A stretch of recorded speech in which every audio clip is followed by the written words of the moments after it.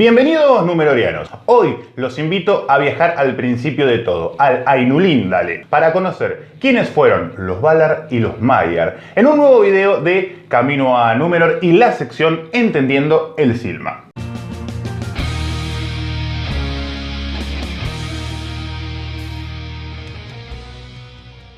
Viajamos a la creación del universo, a cuando no existían los reinos de la Tierra Media, ni Valinor, ni Arda, nada, solo el creador. El creador del todo es Eru, también llamado Ilúvatar. Primero creó a los hijos de su pensamiento, los Ainur, también llamados los sagrados. Les propuso música y ellos comenzaron a cantar, pero en forma aislada, comprendiendo muy lentamente lo que cantaban sus padres. Ilúvatar convocó a todos los Ainur y les comunicó una poderosa canción, y con ella los Ainur ejecutaron la gran música. Ya no hubo vacío y las cosas comenzaron a existir. Entre los Ainur existía uno que llevaba por nombre Melkor, el más fuerte, poderoso y sabio de todos ellos. Mientras Ilúvatar los escuchaba, Melkor comenzó a ejecutar una música distinta, fruto de su propia imaginación, y generó discordancia. En 3 momentos, Ilúvatar debió frenar con su poder a Melkor, hasta que finalmente predominó y la música cesó. Eru convocó a los Ainur a que miraran lo que habían creado con su canto, y pudieron ver en una misión un nuevo mundo creado para ellos y la historia que había en él, incluso los primeros nacidos y los seguidores, es decir, elfos y hombres, criaturas distintas a ellos, libres y extrañas. Muchos Ainur sintieron el deseo de morar en Arda, y entre ellos Melkor era el más interesado porque deseaba gobernar y dominar a las nuevas criaturas que había visto en la visión. Viendo el deseo mayoritario, Ilúvatar ordenó que esa visión sea, que exista, y así existió Ea, el mundo que es, y envió el fuego secreto para que ardiera en su interior. Mientras que algunos Ainur continuaron morando con Ilúvatar, otros se despidieron y optaron por descender al mundo y permanecer allí hasta que finalizara la canción. Estos fueron llamados Valar, los poderes del mundo. Fue así que los Valar entraron en el tiempo y en el espacio. La Tierra era joven y aún estaba en llamas, y comenzaron a realizar trabajos según sus propios deseos. Tomaron también sus propias formas y colores, pero semejantes a los elfos que habían visto en la visión de Ilúvatar. También optaron por tomar forma de varón o mujer, aunque de esa forma podían prescindir y existir simplemente como espíritus que eran.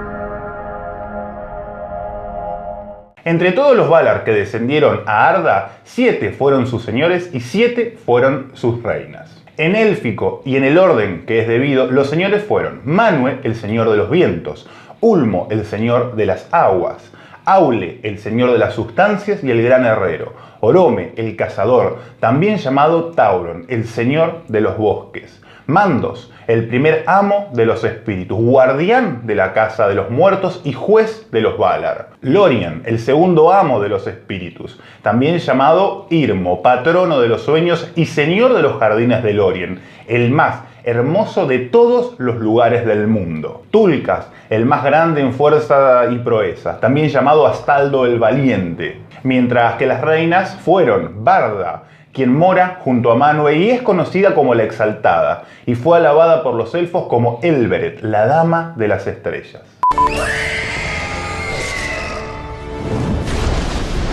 Y Yavanna, reina de la tierra, dadora de frutos y esposa de Aule.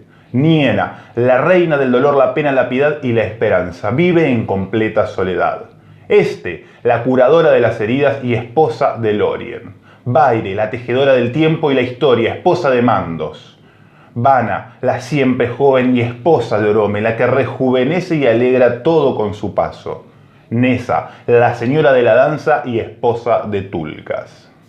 Si entre los Valar hubo reyes y reinas, dentro de estos también se destacaron los Aratar, los más poderosos y venerables. Fueron originalmente 9, pero uno de ellos fue eliminado, Melkor, y quedaron 8. Manwë y Barda, Ulmo, Yavanna y Aule, Mandos, Niena y Orome.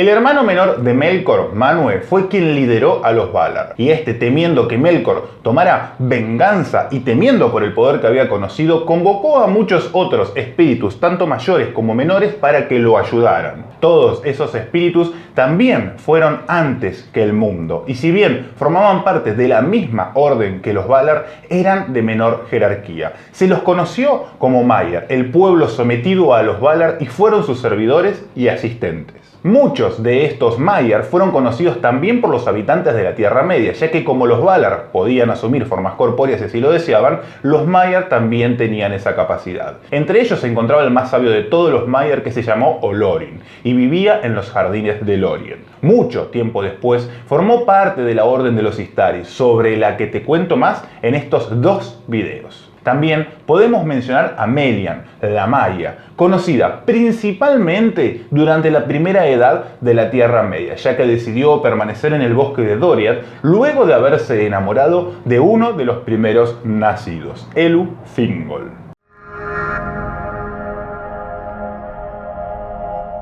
Los Valar se esforzaban en crear un mundo digno para los primeros nacidos, los elfos, antes de que aparecieran en la historia. Pero nada podía conservarse en paz o tener las formas que ellos habían imaginado, porque Melkor lo deshacía o corrompía y había proclamado que Arda era su reino y él su señor oscuro. A ese ritmo es que la tierra iba cobrando forma. El autoproclamado señor oscuro sedujo con su grandeza y con sus promesas de poder a numerosos Maiar que se sumaron a su causa. Otros resistieron a la tentación o después se arrepintieron. Entre ellos, el más conocido fue Mairon, el admirable, que luego fue conocido como Sauron o Vorthaur, el aborrecido. Otros tomaron forma de Balrogs, conformando los ejércitos más terribles de Melkor, y tal vez el cuerpo de otras bestias creadas por Morgoth, como puede haber sido el caso de los dragones.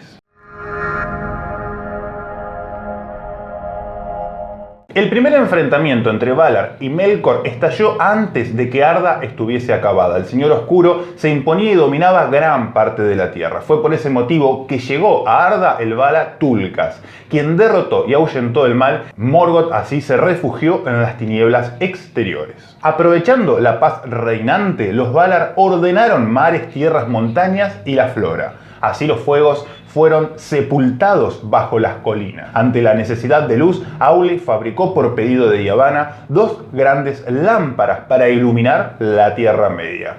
Fueron llenadas por Barda y consagradas por Manwë, y se colocaron una al norte, Ilúin, y la otra al sur, Ormand. Mientras el mundo crecía y se poblaba de bestias, los Valar eligieron su primer morada en la isla de Almaren, en el Gran Lago. Brotó en el corazón de Manwë la necesidad de festejar todo lo logrado y convocó a la celebración de la primavera de Arda, a la que todos los Valar y Maiar asistieron, salvo por Aule y Tulkas. Aprovechando esta distracción, Melkor convocó a sus aliados corrompidos, formó un ejército y regresó a la Tierra Media a través de los muros de la noche, sin ser advertido.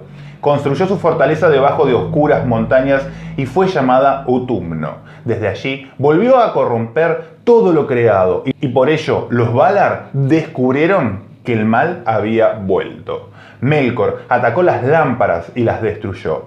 La caída de estas provocó grandes cataclismos, terremotos y movimientos en Arda, afectando la forma de la tierra y la simetría que hasta entonces tenían las aguas. El Señor Oscuro se refugió en la poderosa Utumno y los Valar no pudieron darle alcance. Los Valar ya habían perdido su primera morada, Almaren, por su completa destrucción. Los Valar así abandonaron la Tierra Media y se trasladaron a la tierra de Aman, el más occidental de todos los territorios sobre el filo del mundo. Y esta historia, la de Valinor, Aman, las tierras imperecederas, es la que te voy a explicar, la que te voy a contar en el próximo video. Así que suscríbete a Camino a Númenor para seguir entendiendo el Silmarillion. Nos vemos la próxima.